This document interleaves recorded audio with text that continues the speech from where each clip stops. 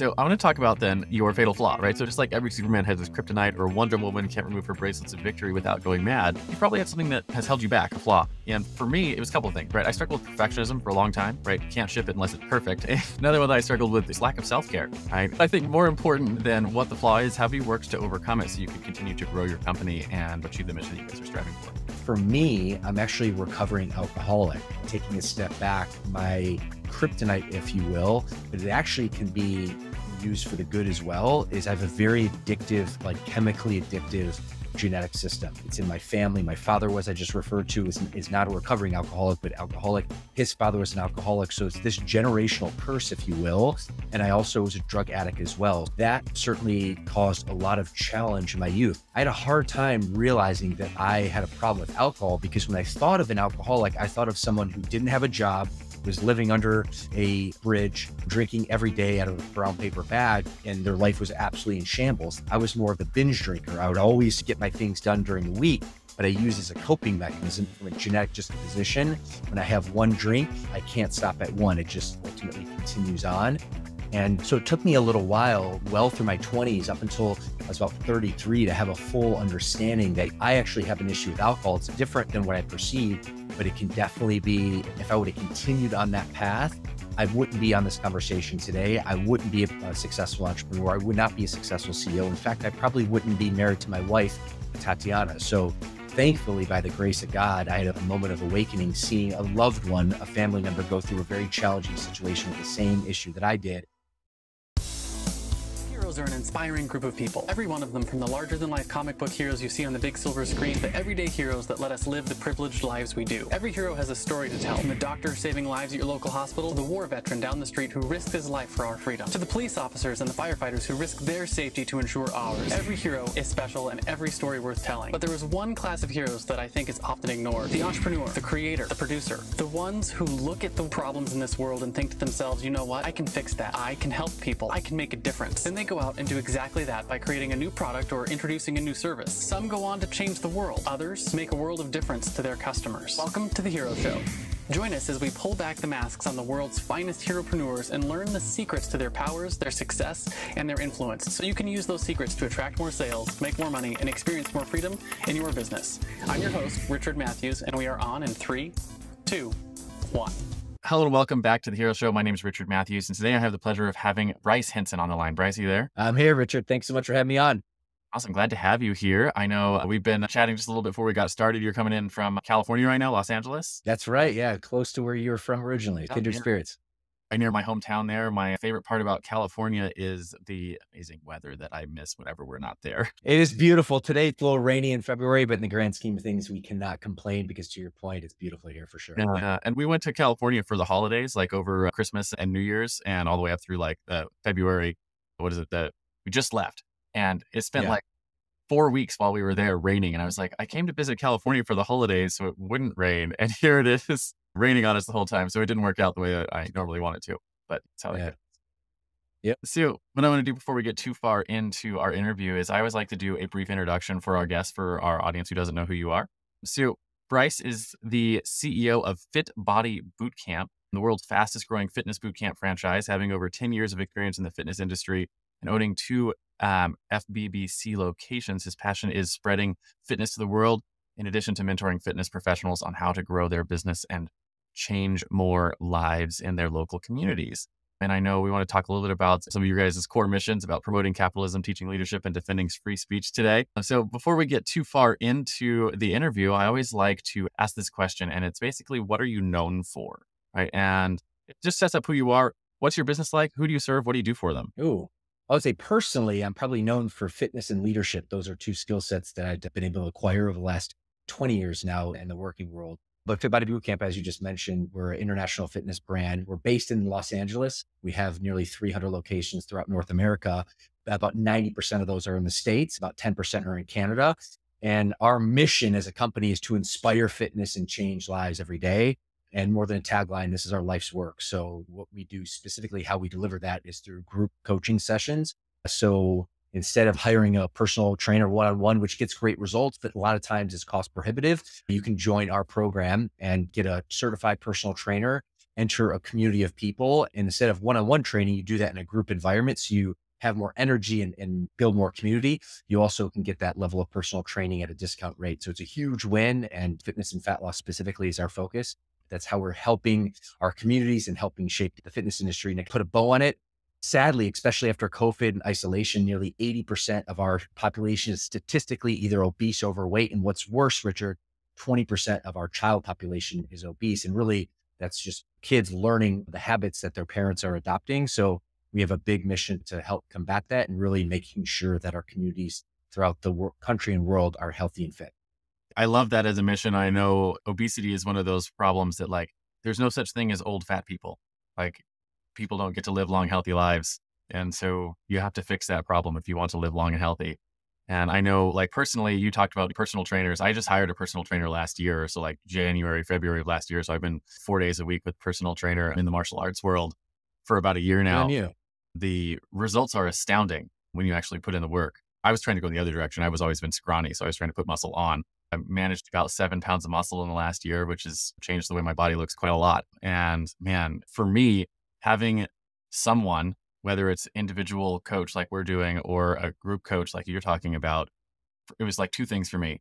It's on my calendar. And if I don't show up, other people are going to miss me. There's like that social component of other people are expecting me to show up here.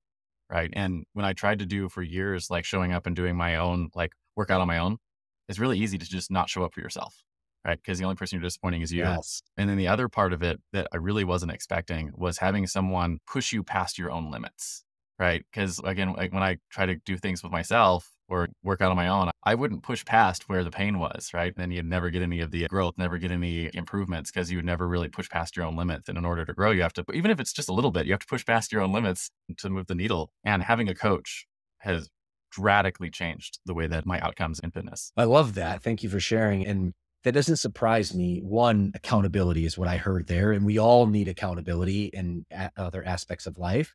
And there's no better way to get another human to hold you accountable. Because the second point that you just mentioned is really the fact that we're tribal. So we have a hard time disappointing other people. We disappoint ourselves way more than we do other people. It's that, kind of tribal element that we ultimately, our species thrive from, but we need to use that and leverage that and take that to our advantage. And you do that by hiring an accountability coach. And then lastly, the big value that I heard from you is really the accountability coach is a guide. Just like if you're traveling, which I know you're on a big tour right now, but if you're traveling abroad in a country like China, for example, if you don't speak Chinese, it's probably a good idea when you get to China to hire a guide because the guide can give you the path and where you need to go. And that's the same with fitness or business or anything that you're trying to learn. Getting a guide, getting a coach and creating accountability through that coach will definitely create those results. Yeah, absolutely. It's like there's all sorts of things you don't know until you hire a coach. It tells you all the things you don't know. And you're like, oh, that's humbling, right?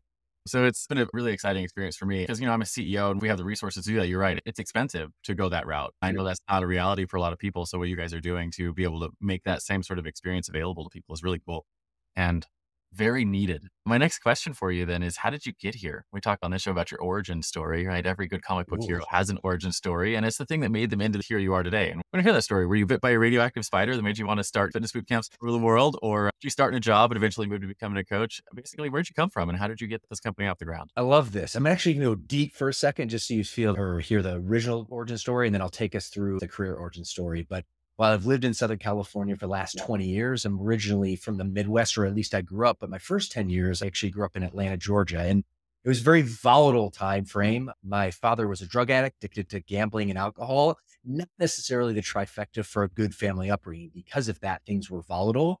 And we used to run out of money before we used to run out of money. Thankfully, my mom decided to get us out of that situation. And we landed in the state of Michigan where she grew up. And if it wasn't my grandma, we would have probably been in a shelter or worse. So that was really the baseline level of my kind of upbringing in the world. And while that was challenging in many ways, it actually taught me awareness. It taught me what I didn't want to be in terms of a father figure or role model figure. So there was a lot of value from that, even though it was challenging at the time. So that was really what shaped my early years, and also too, my drive to be successful, my drive to be a man of means. But then to your point, as I went through it in high school and college, I wasn't a fitness guy at all. So it's comical that a CEO of an international fitness brand used to be allergic to lifting weights, is like what I used to like to joke around with. And fast food, and specifically Taco Bell, is a staple in my diet up until I was about 23 years old. So that was the backstory. But then when I moved out west, initially it was an internship, which then landed me or became a full-time sales job, if you will. I lived with more dark days than good for the couple of years of my entrance to Los Angeles. But then a fortuitous situation happened. And we were just talking about accountability and hiring a guide and a coach. One of my best friends from college, who was my first fitness mentor, his name was Adam. He moved out west and we lived together for a period of 2 years where I trained with him, but really hyper-focused over 6 months.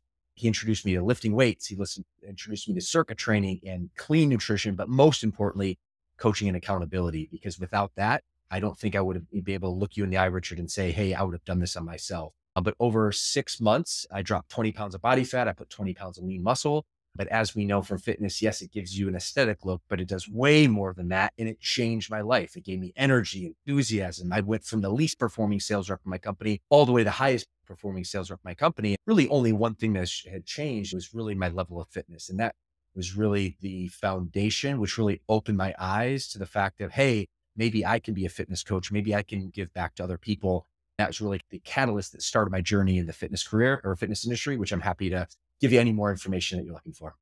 I've got a couple of ferrets that are running around under my legs here, and they decided they were going to have a battle, and I was trying not to have them interrupt your. Appreciate it. But the thing that stuck out to me in your story was when you get fit, how it changes how you are capable of showing up for everything that you do. Right? It changes your baseline for performance. It was actually, for me, it was one of the reasons why I was trying to shift gears on my own fitness journey. I've always been, what would you call it? Accidentally healthy, right? The benefit of good genes kind of thing. And, hypermetabolism, pretty lean. And the only thing I ever had a problem with is I could never put on muscle.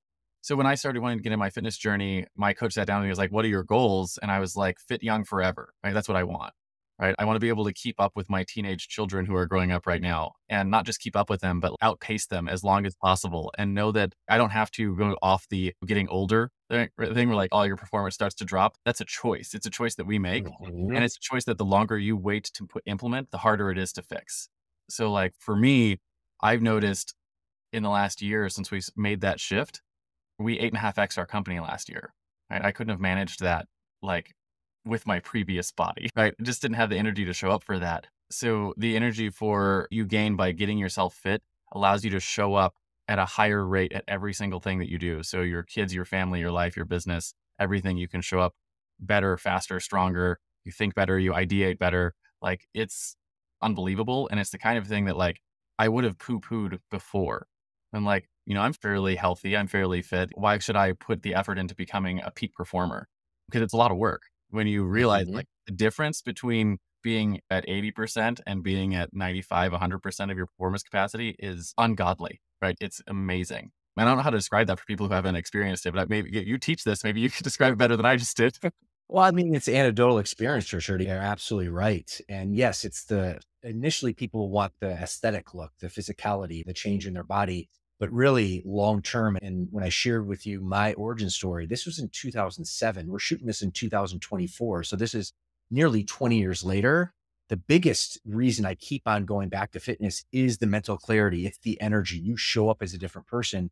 And I know, Richard, your big passion is really to kind of shine a positive light on CEOs and change makers and entrepreneurs. Actually, my doctor is a high performance health coach, and she's done a lot of research.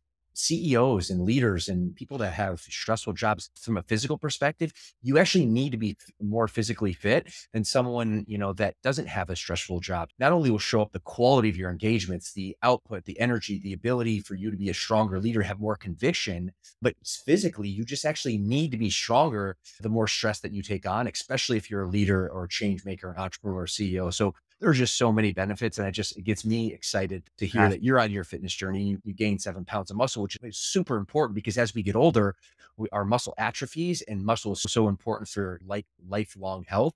So good on you. And that inspires me as I try to inspire other people. Yeah, I know. One of the things that has really struck me was as you start getting good in the fitness world, the performance world there, it allows you to move into and out of performance modes more quickly when you're in other areas like sales or speaking or networking engagements. So a lot of things that we do as entrepreneurs is you have to be able to switch on the performance mode. The performance mode is a default that you're building all the muscle memory for it in your fitness journey. So you're building all the pathways for it. I've noticed for me, it's a lot easier to both shift into performance mode and then when I'm done, be able to shift out of it and back into like family mode or other things with a lot more and just ease than before I started the fitness journey. There's a lot of benefits to it outside of looking good naked, which of course we all want. Yeah, there's benefits all around. That certainly is one of them. But to your point, from a business perspective, and it's interesting, I just read this stat to put a bow on this. The person who is healthy weight and has lean muscle mass, they actually earn 28% more than someone who's overweight or statistically obese. So my response, especially when clients are like, hey, Bryce, I can't afford to be fit. My response is you can't afford not to be fit. So invest in your fitness. It's an investment that's going to pay dividends long-term. Yeah, absolutely. Dividends long-term and also like lengthen the amount of long-term you have, which I think is an important part. Amen.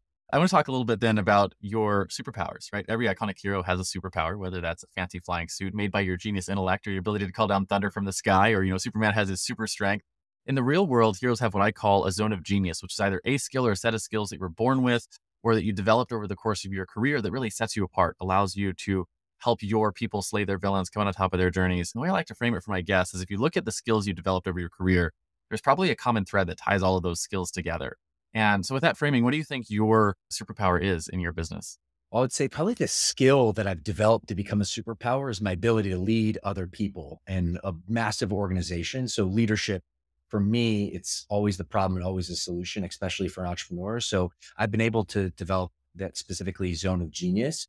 But taking a step back more authentically and ingrained, I feel for whatever reason, I'm a man of inspiration and I've been told by many people that I inspire other people. So I think it's just the way they attack life. I love working out. I love fitness. I love being a hands-on leader. I love connecting. I love people. So these are all things that I think I do well that really allow me to engage, connect, inspire, ultimately lead myself, lead my team, lead my family, and lead my empire. So I have a question about that because leadership is one of those things that I think people don't realize can be a double-edged sword. So like I always talk in this sort of frame that persuasion is like the baseline tool, right? That's what leadership is. It's a type of persuasion. And it's like a hammer, right? You can use persuasion, you build a house or bash someone's head in. So I always looked at leadership is when you use the tool of persuasion for the benefit of either mutual benefit of yourself and others or for the benefit of others. And then manipulation is when you use that same tool for the benefit of just yourself to the detriment of others. I'm just curious how that sort of plays into your thoughts on leadership. Ooh, Richard, we're going deep here, which I completely agree with you. Something I always say that's a very unpopular opinion, but Adolf Hitler was an incredible leader. He was a horribly evil man, but he was actually a really good leader. He could influence. You use the word persuasion. I use the word influence. So if you could influence others, and typically leadership, you're influencing someone's thoughts or ideas or actions. When you're selling something, example, you're still influencing or persuading, but you're selling more in a transactional way. So these are all their cousins, if you will. But it can be a double-edged sword, but I'm under the belief that I would like to think I'm a very good person. I learned a lot of good qualities from a moral fabric from my mother, who's just an incredible soul. So I've been able to learn a lot of her lessons, glean a lot of things on how to be a good person, how to lead with moral authority, and then use that element of influence, persuasion, of leadership towards the good. But I think to your point, it's a tool and it's actually neutral upon itself. It can be used for the good or bad. I just choose good. So when it comes to leadership for your company, what do you think? Where does it show its face like as the most important sort of aspect of what you're doing? Is it in leading your team? Is it in like leading your students to do the right things, to get the right body? Like where do you see like the biggest impact of leadership in your business? Top down. If you think about leadership, really, I think there's a void of leadership because I just talked about this from a health and fitness perspective. 80% of our population is statistically obese or overweight, which shows that we need more leadership, more people leading themselves to better, healthier and fit lifestyles. So we talked about the big benefits. It's not even just about the benefit for you. It's about the ripple effect that you have other people. So leadership is so important. When you think of our coaches as an example at our Fit Body Bootcamp locations across North America, they're leading themselves on their own fitness journey because they need to be fit and healthy and active so they can inspire and lead others because really they're leading our global clients. So Mrs. Jones is our female avatar. Mr. Jones is our male avatar. Our fitness coaches are leading Mr. and Mrs. Jones to better quality of life. For me at HQ and our business coaches here, our business coaches are supporting, are pouring in, are leading our franchise partners. So that way they can have all the tools and the resources to be able to coach their team. So their coaches can go ahead and lead Mr. and Mrs. Jones. So it's a top-down effect that trickles to the organization and also comes up the organization. For me, my big focus is leading myself because there's no way that I'm have influence on my team here at HQ, on my business coaches, on my franchise partners, and ultimately my clients, unless I can lead myself. Then once I can lead myself, then I'm in a better position to lead my family. And when I'm in a better position to lead my family, then I can lead my organization or empire. So that's the framework in terms of how I see leadership. And it's just an incredible skill. And to put a bow on this, Richard, when I first got in the entrepreneur space, I talked a little bit about my origin story. I ended up becoming a Fit Body Bootcamp owner is how I entered the brand back in 2012. I was super excited to own my own business. And we talked a little bit about offline, your 5 versions of freedom. I wanted financial freedom. I wanted time freedom.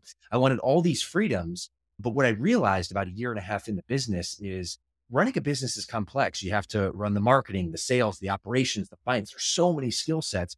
What I realized about 2 years of my journey is if I can just be a better leader, if I can learn the skill of influence, of persuasion, of leadership, then I can assemble a team of people who are subject matter experts that are better than me at their zone of genius.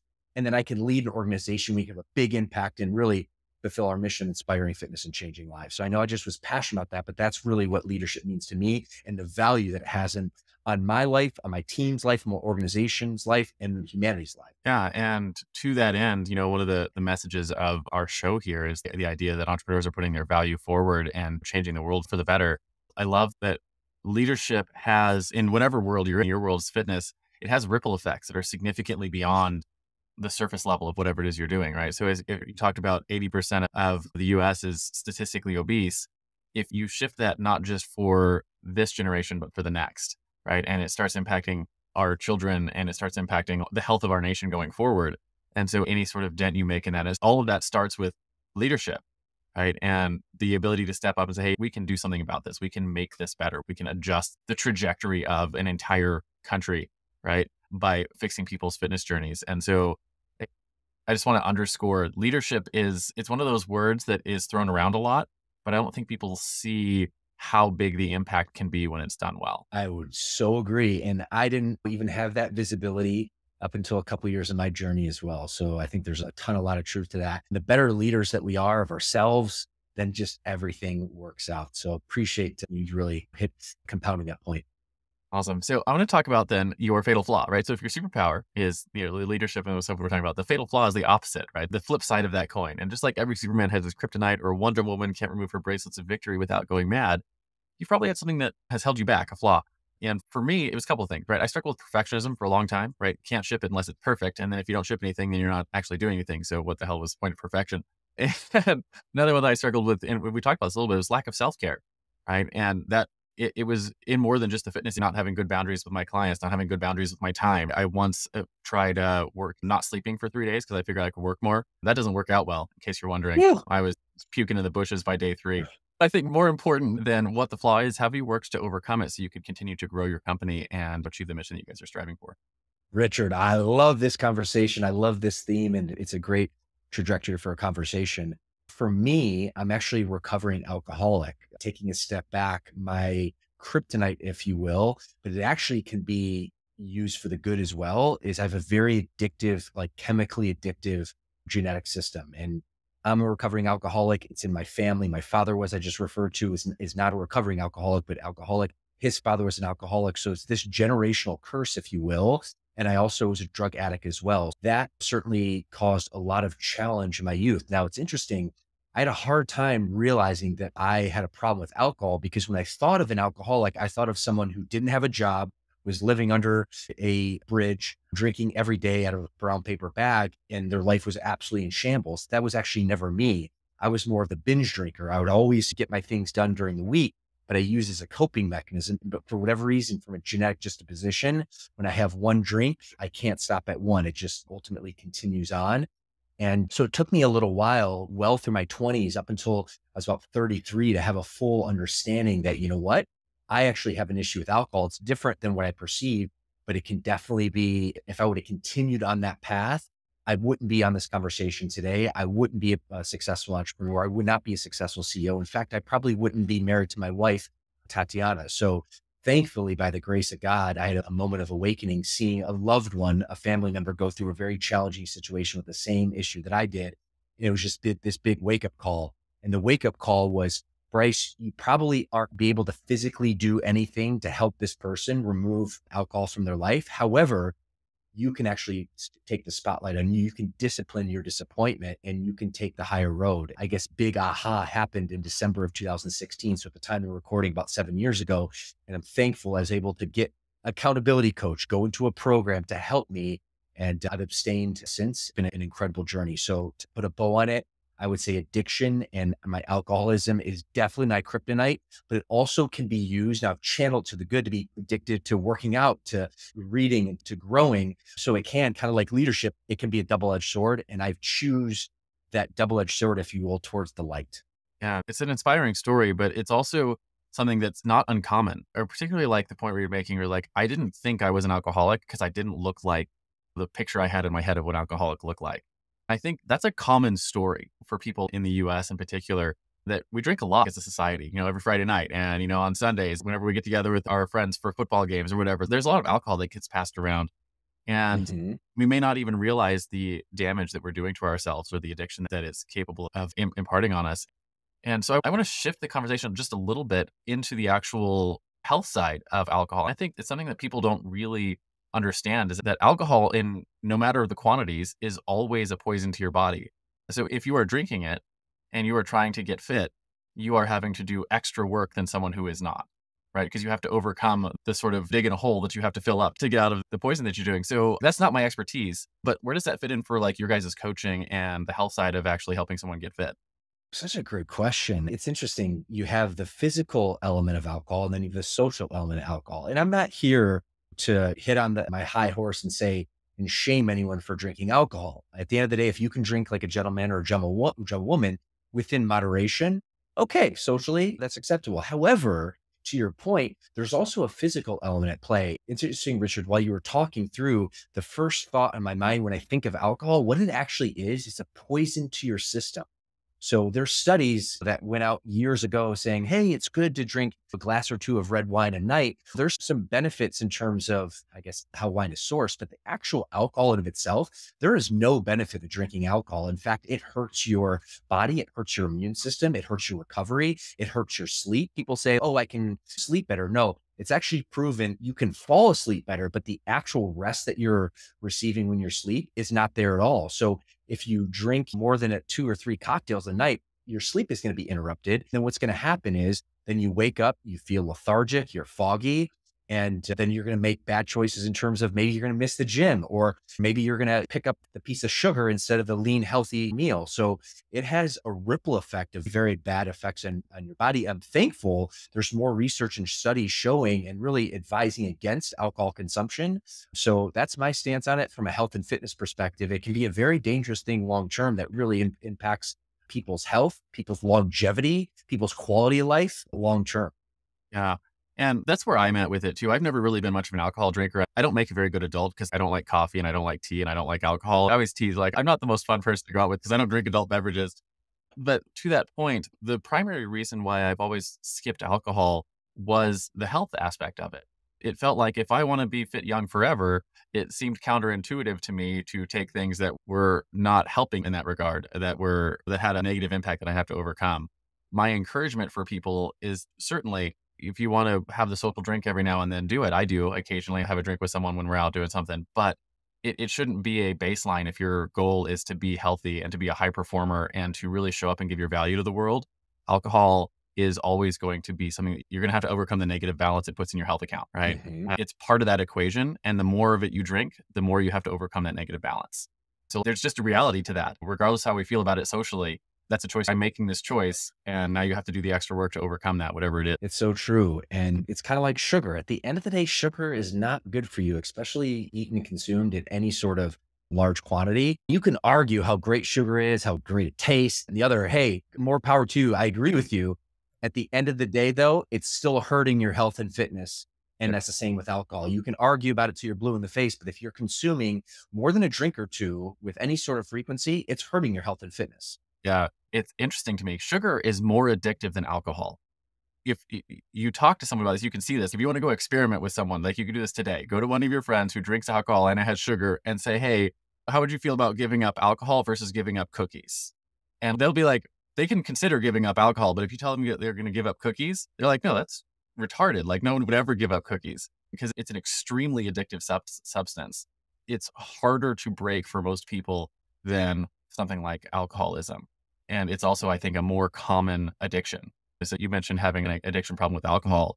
An addiction problem with sugar that's the actual cause of the obesity pandemic in the United States is sugar addiction. So I think what are your thoughts on that? I know you just mentioned a little bit, but do you want to talk about that? You are spot on, Richard. It's crazy. In fact, the way my body consumes alcohol, I would say, like reading studies, about 90% of the human population can drink alcohol and not develop a craving and take or leave a drink, even though socially it's kind of part of the equation. But from an actual addiction perspective, only less than 10% have a genetic disposition. So it's really sometimes hard for someone who doesn't have an issue with alcohol to really understand how if you drink a little bit of alcohol, my body metabolizes it and wants more, craves more. But to Richard, to your point, when I share the example analogy on sugar, hey, have you had a little bit of sugar before? And then when you have a little bit of sugar, what happens? We're like, most people like, I want a little bit more. I have a piece of candy and the next thing you know, the whole bag's gone.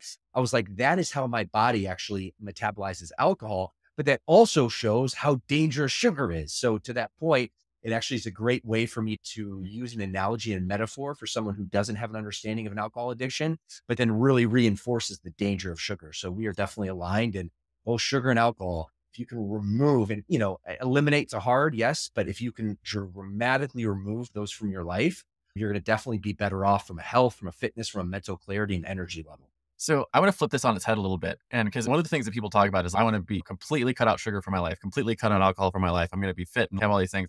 And while that's a perfect ideal, right? Like maybe you have 100% healthy choices all the time. That's not really a reality for most people, especially with the world that we live in today. One of the things that I have learned from almost all the fitness professionals I've ever talked with or worked with is the healthier your body is as a baseline, the better it is at handling the occasional sugar bout or the occasional alcohol thing and not have a detrimental impact on your health. Whereas if your health baseline is like way down here versus like you're operating at peak fitness most of the time, and you have a cheat day here or there, your body can handle that and recover from it and fix any of the problems with it. It's just operating at peak efficiency all the time.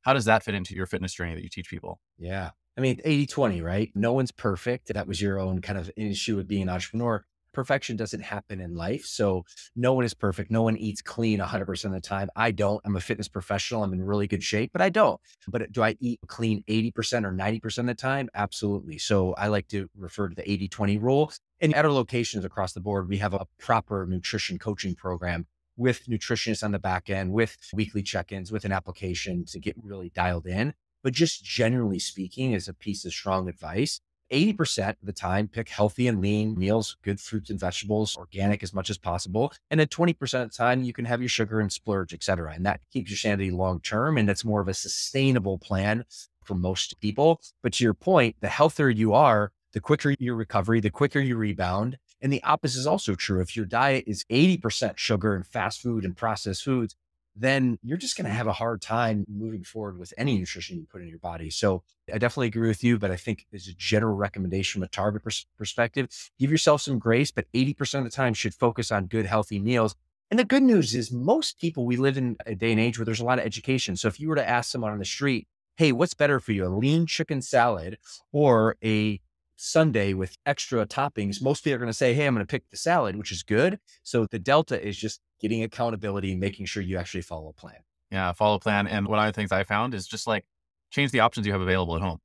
Like my addiction for the longest time was Cheez-Its. I just freaking love Cheez-Its, right? There's stupid little crackers and there's nothing, there's no nutritional value at all. But like I had to find something that was like, it was the mouthfeel and the texture and the crunch and everything of having something like that. Is finding a good nut replacement. For me, it was walnuts with a little bit of avocado oil and salt. I will eat walnuts all day long, which I know I probably shouldn't eat that many of them either way. But anyways, it's replace something that is not as great for you with something that's better, that still gives you the same kind of like satisfaction has been really helpful for me.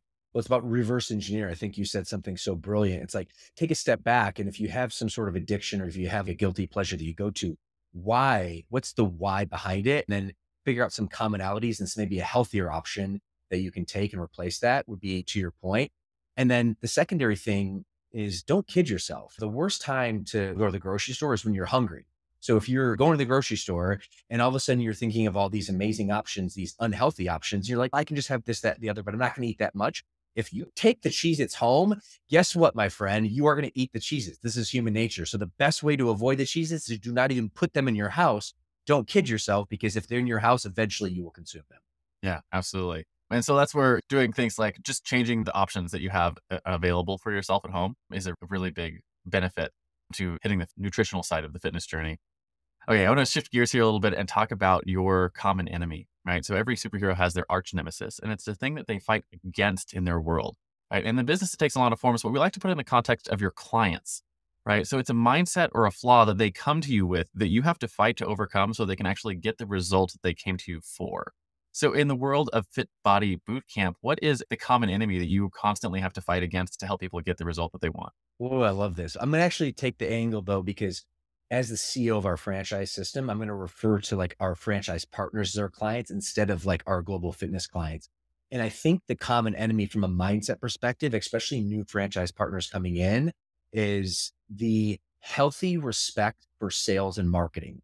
And a lot of times what attracts people to the fitness industry is the built out gym, the coaching program, the weight rack, and all the bells and whistles of what an operation should look like in the culture and the community, which is really important. That's actually the product that we serve for our global clientele. However, sales and marketing is the oxygen in your business. And you don't have to love sales and marketing, but you have to respect it. It's kind of like you don't have to love the taste of water, but you have to respect it because your body needs water. So I think for us specifically, because fitness is such a passion-based business, it can be sexy at times. It can be very hard and challenging, but it definitely, there's a glamorous look to it. Sometimes franchise partners coming in have a hard time of really rewiring the brain that yes, the operations, the equipment, all that's important, but really the most important thing is delivering a great client experience and making sure you can convert that trial into a long-term paying client, because that's the name of the game. So that's, from a mindset perspective, something that we definitely have to combat, especially early on in the new franchise partner's journey. Ultimately, sales and marketing is how you achieve your mission. So without the sales and marketing, you don't get the opportunity to help change people's bodies, help change people's fitness journeys, and help change like the future of our generations. Like sales and marketing is that linchpin. Without it, it doesn't happen, right? So like the operations is important, and you can't actually deliver without the operations and like the sexy part of the business. That's the part that you're excited about. But without the sales and marketing, like this part doesn't matter yet. Richard, what I always say is this tagline: if you can't sell, you can't serve. And most of our franchise partners, all of them, they want to serve, they want to help, they want to give back. But unless you can sell, you can't serve. So said in a different way, kindred spirits for sure. Yeah, absolutely. I know for me, it was a long time journey for me to get over the perception that sales is a negative thing, right? More broadly, that profit is a negative thing. So you see that a lot. And I know one of the things you talk about is fighting for capitalism. And Yes. for whatever reason, in our world, the default narrative about entrepreneurship is that entrepreneurs are villains, right? And like Right. movie or TV show that you watch, the bad guy is always some variation of entrepreneur spills oil and ducks for money, right? It's the common story that we get told all the time, and we see in our TV shows, we see in our books, and we see on social media, right? Because that's the story that sells, right? But it's not the common story. The common story is entrepreneurs build businesses of integrity to put their value out in the world. And one of the things that I think is super important is learning to not just respect profit, but to love it and to seek it and to build a company that is incredibly profitable so that you can continue to serve your mission and to make people's lives better. And part of that is learning how to master sales, and like where sales is not just a tool in your business, but it is how you take someone from having a problem to having a solution. Sales is how you connect problems and solutions. And I want to get your thoughts on those kind of things. And I know it's part of your mission to fight for capitalism. Yeah. Fit into your mission. Oh, it fires me up so much. And actually, I think I had a huge big aha, Richard, because there's this narrative that entrepreneurship is bad, capitalism is bad, and really profit is bad. When I take a step back, profit is actually the byproduct of you producing more than you consume. Okay, that's profit. So if your business does not offer more to the world, if it actually takes more than it produces, then you don't have profit. You should, by default, be out of business. Businesses and entrepreneurs, what they do is they're the ones who have the vision. They take the big risk. Okay. You have to deliver value first. This is why I love about capitalism. This is what I love about entrepreneurship, because you take the risk, you take the action, you create the value first and foremost. You have to lead with value first. And then only when you lead with value, then you get repaid. where a socialistic or the extreme version is the communist system. You take first, and then what's left is that. But eventually, if everyone takes, the whole economy takes first, there's going to be nothing in terms of goods and services from an abundance perspective. So I love what you're doing here in the sense of using the comic book and that theme and kind of telling the story of villains and heroes. I do believe entrepreneurs, they're misunderstood. They take risks, they add value, they produce more, they give more to the economy. And then what they get in return is the profit, which is a good thing. So I could probably talk to you all day about this, but that's my strong belief and why I love entrepreneurships, because taking a step back, government certainly is an organization of people. Actually, government is the ultimate corporation, if you will. And you need government. Okay, you need a referee, but the referee is not going to be solving problems. Entrepreneurs are the ones who are solving problems, taking risks, and pushing our human race forward, if you will. So that is my strong stance on pro-capitalism and pro-profit. So I have a more esoteric question for you on just entrepreneurship in general. So our culture rightly holds up first responders, our military veterans, and other people like that, doctors, like as heroes. There's nothing wrong with that, right? They deserve that sort of mantle. And then you look at entrepreneurship, and almost universally, entrepreneurship is held up as villainous, right? Business and profit is held up as villainous.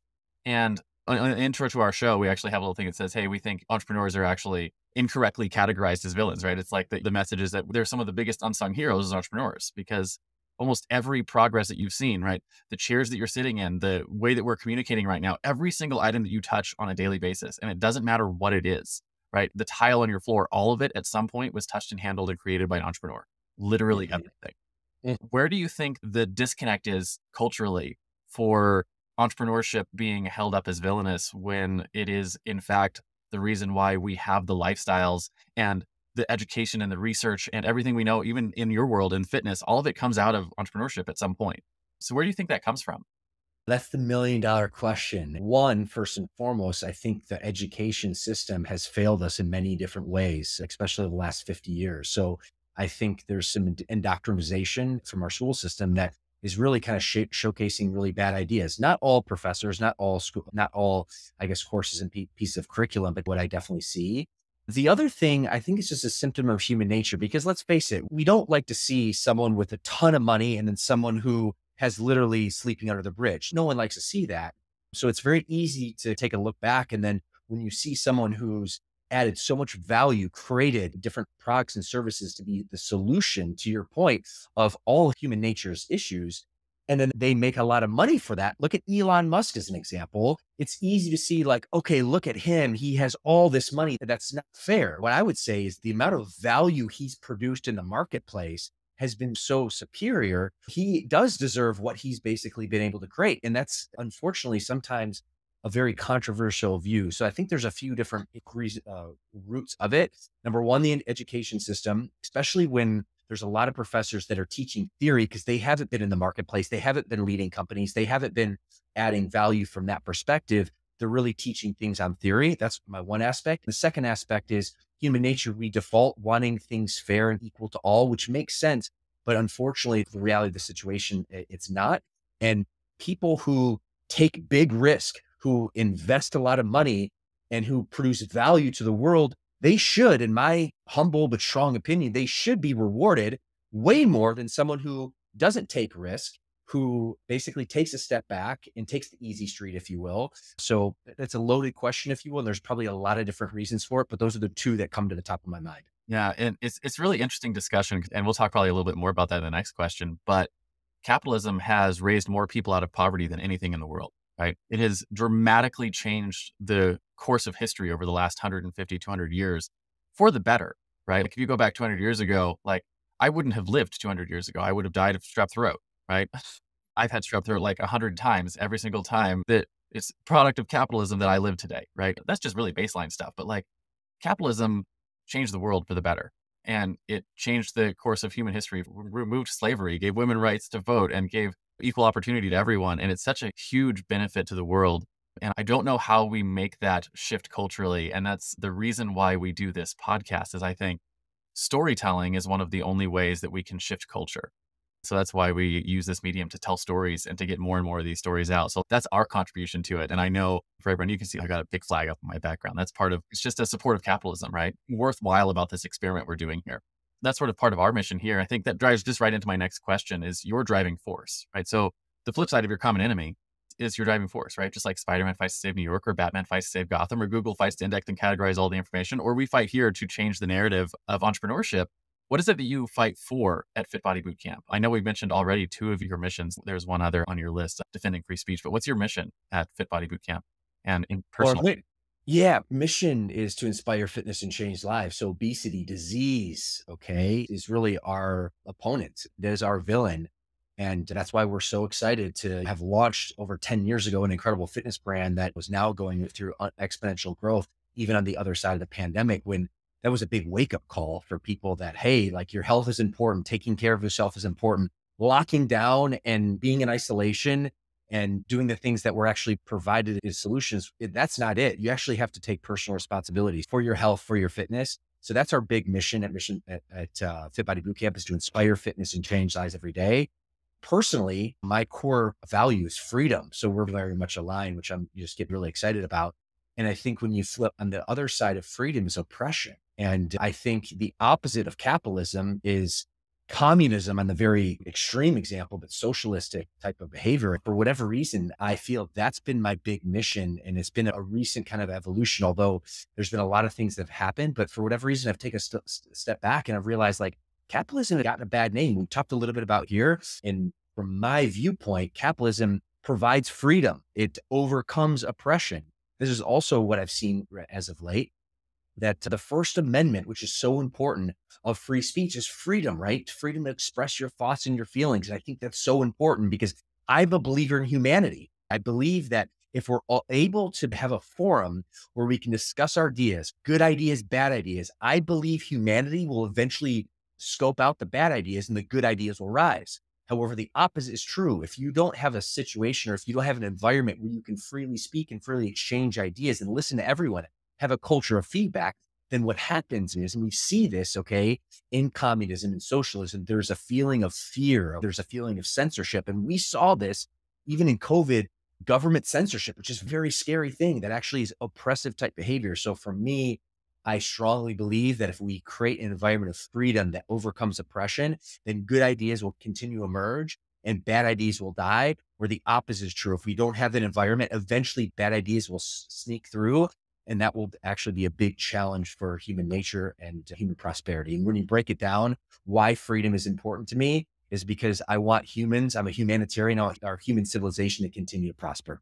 Yeah, I couldn't agree with you more. I know one of the things I think important to me is you mentioned defending free speech. And I think free speech is linchpin for humanity's survival. Like, I don't think people understand it. People like free speech and they're like, oh, what if someone says something mean? Yeah. The free speech is one of those things that I don't think people quite understand how potent it is. So you see things like what happened during the pandemic, and you talk about oppression versus freedom. 3 masks is better than none, which is ridiculous. You find out actually that a fit, healthy body is significantly stronger at overcoming sicknesses than 3 masks ever would be, which is, ties right into your mission for the fitness as well. But we're hearing a lot of things right now about AI and technology growth, and every single category of technology is expanding at such a rate that like humanity is not really ready for it, kind of thing. And I think the reality is that like we are on the precipice of either destroying ourselves or solving all the world's problems forever, kind of thing. It's like where we diverge here. And I think the divergence is free speech. If we shut down free speech, we are going to destroy ourselves with everything that's happening with technology. And if we don't, if we push free speech into every corner of human existence, we will figure out how to take these things with AI and take these things with everything else. And we're going to solve all of the world's problems a lot faster than I think people are ready for. That's where I'm at on it. I think if you were going to narrow down to the one thing that we have to defend against anything else, free speech is it, because that's the linchpin. I agree so much. If you look at this, and it's interesting, I visited last year in 2023, Auschwitz, which was, for your viewers, probably shouldn't know this, but it was Nazi Germany, Hitler's most deadly concentration camp. And the first thing Nazi Germany did at this period of time, that they censored media, they took away free speech. I just met a friend, she's 57 years old. Her name's Petra. She grew up in the first 23 years of her life in communist East Germany. Okay. When the Berlin Wall fell, when she was 23 years old, her and her family waited 10 hours for a ticket to walk through the wall just to taste capitalism. When I asked her what it was like living in East Germany, her response was, everything was censored. You couldn't say what you wanted. There was fear. When you look at people coming from Cuban, Fidel Castro regime, if coming from Venezuela, there's one commonality: you can't speak freely. And when you can't speak freely, bad ideas rise to the surface and good ideas die. So to your point, especially in a new age that we're in with AI, and there's just a lot of different exciting opportunities, but also challenges, we need to be able to have a platform. This is why I'm so grateful. I'm a huge Elon Musk fan of purchasing Twitter and having, Twitter X is the platform of free speech. This is what I love about it. It's okay if someone says something you don't agree with. That's okay. That's the element of free speech. You should have the right to say that. But again, going back to my initial thought behind it, good ideas will continue to move forward. Bad ideas will die, because I believe in human nature. When we have the platform and the linchpin, if you said, to express ourselves freely, that is a good situation long-term for humans. Yeah, it goes right back to like my personal mission is in the storytelling space. Like I mentioned before we got started, we run a podcast company and it's all about storytelling. What is like human beings, like their number one superpower, like as a race, I would put it as storytelling, right? Storytelling is it's our ability to pass knowledge on to one another. And a lot of what technology is doing for us is it's allowing us to get better and better at storytelling, and storytelling en masse. That's how we pass knowledge from one generation to the next. Anytime you get into restricting free speech, what you're initially doing is you're destroying our ability for storytelling. And storytelling is, for better or worse, it is the thing that makes humans a super race, right, on our planet. There's no competition for us on this planet, and it's because of storytelling. And storytelling is, we're only capable of exercising that superpower with free speech. That's a good look at it, because you're thinking from an entrepreneur perspective, you're thinking from a marketing perspective, a storytelling perspective, which I absolutely love. Everything you just said, I agree with you so much. I look at it also a different way from a leadership perspective. When I'm leading a company, what I've been in situations where you have bad leaders who people are like literally walking on eggshells. They can't actually share their feedback. When you don't have a strong culture of feedback, then eventually oppression happens and bad leadership subsides. Where if you're a strong leader and you have the ability to create a culture of feedback where people can share the good, the bad, and the ugly, and if you don't agree with it, eventually good feedback helps the organization continue to move forward. So I think from a leadership perspective, you think from a storytelling, a marketing perspective, but really all signs lead to Rome. And what we're both agreeing on is we need a continued open platform where human nature can storytell, can share ideas, can provide strong feedback, which creates more prosperity. Yeah, I agree with that completely. I love that. We do a whole podcast just on that. Yeah. So my next question for you is just a practical question. I call it the hero's tool belt, right? And just every superhero has their tool belt with their awesome gadgets, like their batarangs or their web slingers or their magical hammer that they spin around and fly with. I want to talk about the top one or maybe two tools that you use every day in your business. Could be anything. Could be your notepad, could be your calendar, could be your marketing tools, something you use for your actual delivery of service, something you think is essential to getting your job done on a daily basis, lets you grow fastest growing fitness company in the US. What was one of those tools for you? Communication would be probably the skill set that I've had to continue to develop from a leadership lens to continue to spread our message. So anything, any tool, social media, this platform right here that allows me to be able to communicate and share messaging, storytell, to your point, has been very beneficial. More from a tactical, this is kind of boring, but this is a tool that's literally changed the game for me in the last 2 years. Our organization stumbled upon the project management tool of Asana, which sounds so basic, but if you haven't heard of Asana, or there's many other project management tools, that tool alone has increased my level of efficiency, my productivity, my execution, and there's stars and there's fireworks. They're very excited. Your system is excited about Asana as well. But I was just talking about this with my wife yesterday, and that's changed the game for me in the last 2 years. For me, we use ClickUp, which is another project management system very similar to Asana. And project management for us was the whole operation side of the business. To your point, you have to have the operations in order to do the sales and marketing. It was getting all of our operations dialed in our project management system allowed us to 8x our business in a year. And it was like one of those things I was like, project management is project management. You got to do, it's just one of those boring things you have to do. But when you realize there is a superpower to doing project management well and to having tools that allow you to do it. And like I tell people all the time, we're like in a golden age of business right now. You can pick up tools like Asana or ClickUp or Trello or Monday.com for $10 a month per user kind of thing. Yeah. Yeah. Go back 20 years ago, didn't even exist. Right. Now it just allows you to run an incredibly efficient operation. So like, I agree with you. Operationally, project management systems, they're worth their weight in gold, and they're all charging less than they probably should for the amount of value they provide to companies.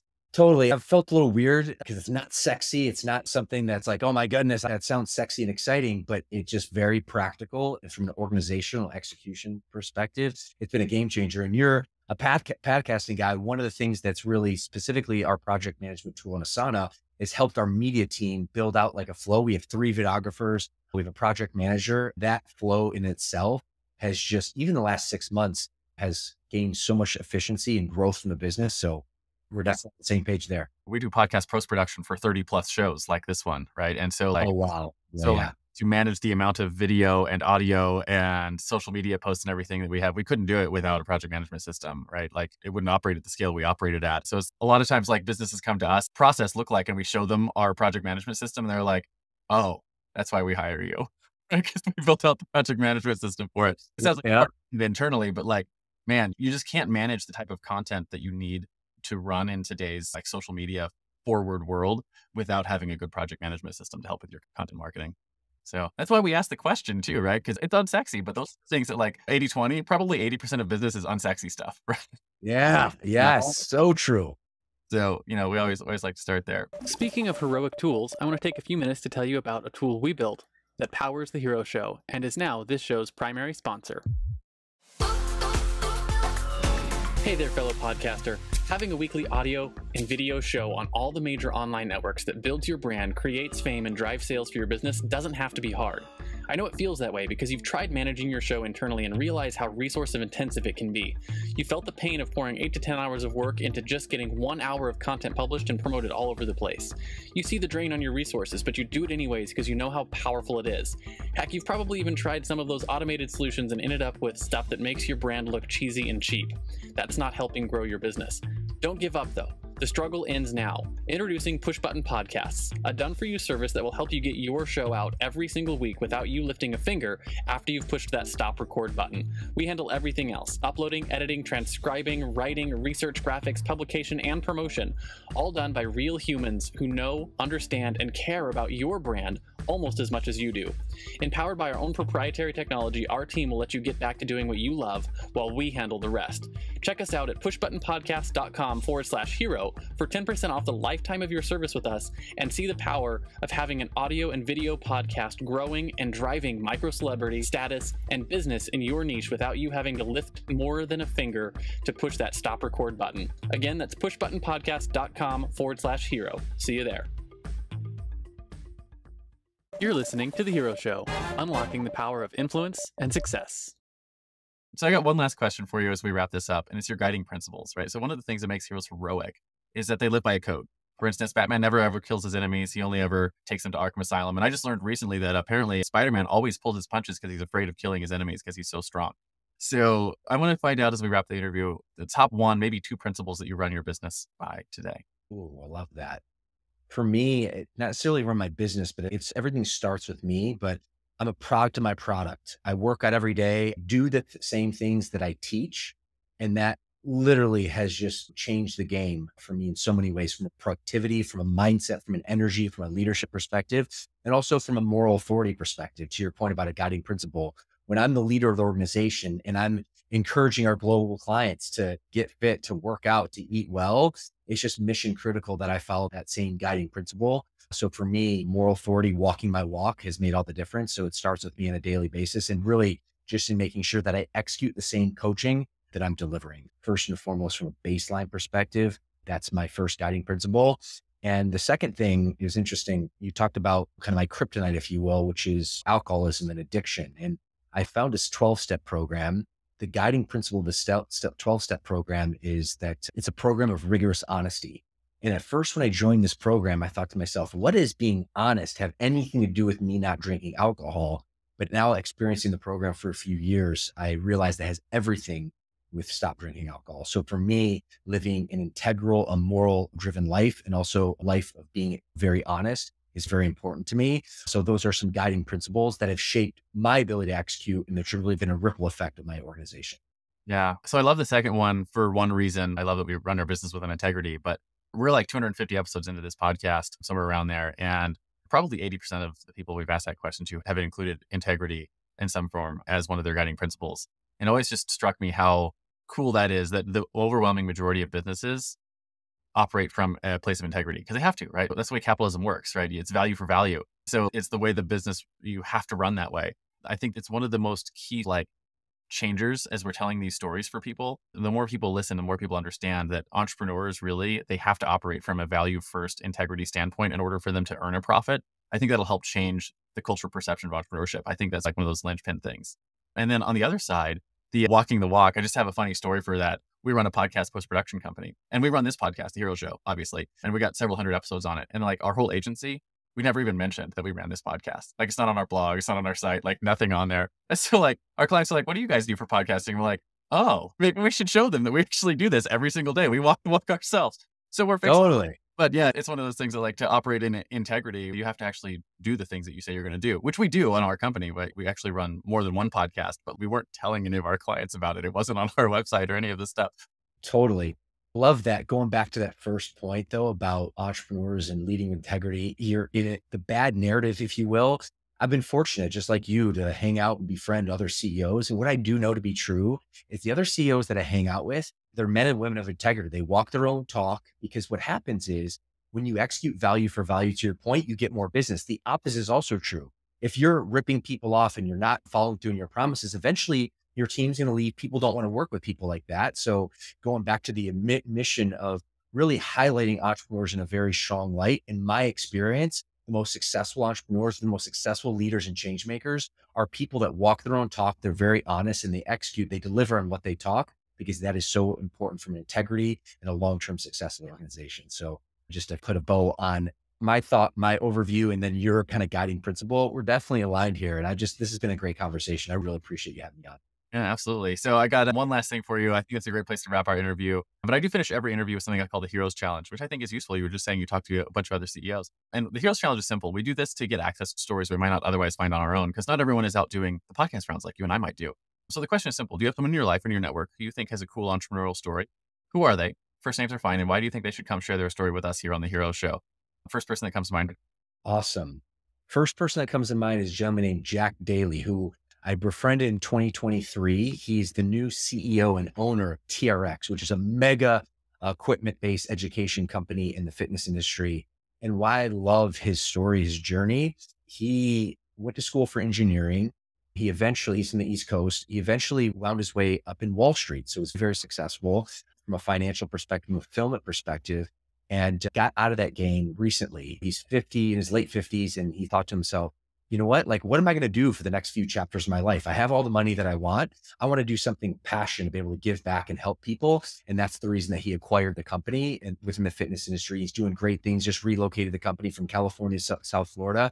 He's really crafting and taking it a lifestyle journey, and going back to the walking walk and being a passion-based business and being very successful entrepreneur. For all those reasons and more, Jack Daly from TRX would be my recommendation. Awesome. We'll see if we can reach out later and maybe get an introduction to him, see if we can get him on the show. I just love that, right? One of the things that I was at a mastermind event this weekend, and one of the guys I was chatting with, he talked about being able to move from giving to get, which is where a lot of entrepreneurs start, to being able to get to the point where you can give to give. That sounds like where he's at, right? He's reached that point in his business where he's giving to give instead of giving to get. So that's cool. So in comic books, there's always a crowd of people at the end who are cheering and clapping for their acts of heroism. So as we close, we want to know, our analogous to that is, where can people find you? Where can they light up the bat signal, so to speak, and say, hey, Bryce, I'd love to come be a part of the Fit Body Bootcamp, maybe as a student or a franchisee. Where are the right places to reach out? And then who are the right types of people to actually reach out and ask for your assistance? Appreciate it. Anyone wants growth, entrepreneurship, wants to be a better version of themselves. I'm a podcaster as well. You can find my podcast called the Fitness CEO Podcast, where I teach about business, about growth, about entrepreneurship, about mindset, about free market capitalism, all the things that we talked about and more. And then from a social media perspective, my handle is Real Bryce Henson, not to be confused with fake Bryce Henson, but you can find me on all the major platforms there. And then lastly, if you're looking to find a little bit more about Fit Body Bootcamp, which you can find in other sites that are shared, our website's fitbodybootcamp.com, and that would be the best place to find us. Awesome. Thank you so much for coming on today, Bryce, and sharing your story. It's been a fascinating conversation. I love how much we sort of jive on a lot of these concepts and whatnot. And best of luck to you going forward. Do you have any final words of wisdom for my audience before I hit this stop record button? First and foremost, thank you so much. This has been an awesome conversation, kindred spirits. And I always finish my podcast with this. Remember that no one is coming to save you. You must save yourself, and the time is now. Richard, appreciate you, my friend. Agreed. Thank you very much, Bryce. Thanks for tuning in to this week's episode of The Hero Show, where we work to shift the cultural narrative around entrepreneurship and celebrate the heropreneurs who make our world a better place. Don't forget to visit our website at theheroshow.tv, where you can subscribe to the show on iTunes, Spotify, or via RSS, so you'll never miss an episode. If you found value in our show, we'd truly appreciate a rating on iTunes. Or better yet, share it with a friend to help us spread the message of entrepreneurship as a force for good. Curious to learn more about the stories and insights of these incredible heropreneurs? Check out our in-depth interviews and resources on our website. Together, let's support and inspire the next generation of entrepreneurs as they embark on their own heroic journeys. Join us again next week for another episode of The Hero Show, where we'll continue to explore the world of heropreneurs, their superpowers, and the positive impact they bring to our lives. Until then, stay heroic.